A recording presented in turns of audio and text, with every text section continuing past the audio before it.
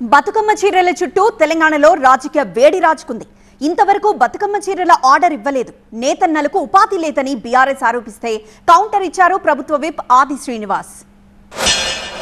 ప్రతి ఒక్క మహిళ బీదోళ్ళ దగ్గర నుండి ధనవంతులైన ఏ కుటుంబంలో అయినా అందరూ కూడా బతుకమ్మ సెలబ్రేషన్ చేసేది మా తెలంగాణ సమాజంలో.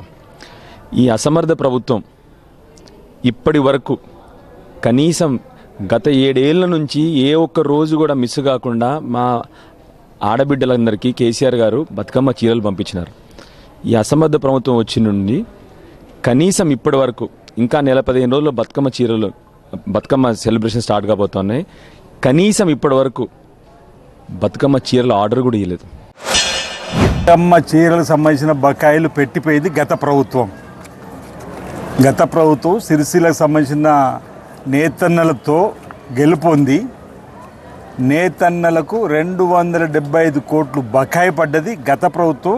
సిరిసిల్ల ఎమ్మెల్యే మాజీ మంత్రి కేటీఆర్ గారు ఈరోజు ప్రజలు మాకు అవకాశం ఇచ్చి అధికారం వచ్చిన తర్వాత ఆ ప్రభుత్వం పెట్టిపోయిన బకాయిల్ని ఈ ప్రభుత్వం వచ్చిన తర్వాత తీర్చే కార్యక్రమంలో ఇప్పటికీ 50-100 కోట్లు ఇచ్చినాం. అసెంబ్లీలో మా రేవంత్ రెడ్డి గారు చెప్పారు, మీరు పెట్టిపోయిన బకాయిలు మీరు ఇచ్చినామని. మరో 55 కోట్లు కూడా నేతన్నల ఖాతాలోకి వేయడానికి నిధులు మంజూరు కాబడి ఉన్నాయి. ఎంత బాధాకరం అంటే ఇప్పటికీ 12 మంది నేతన్నలు ఆల్రెడీ ఆత్మహత్య చేసుకున్నారు. అయినా కూడా ఈ అసమర్థ ప్రభుత్వంలో కనీసం వాళ్ళని ఆదుకుందాము, వాళ్ళని కాపాడుకుందాము అన్న జ్ఞానం కూడా లేని ప్రభుత్వం ఈ ప్రభుత్వం. నేతన్నలకు పని కల్పించేటువంటి కార్యక్రమాన్ని కూడా ప్రభుత్వం తీసుకున్నది.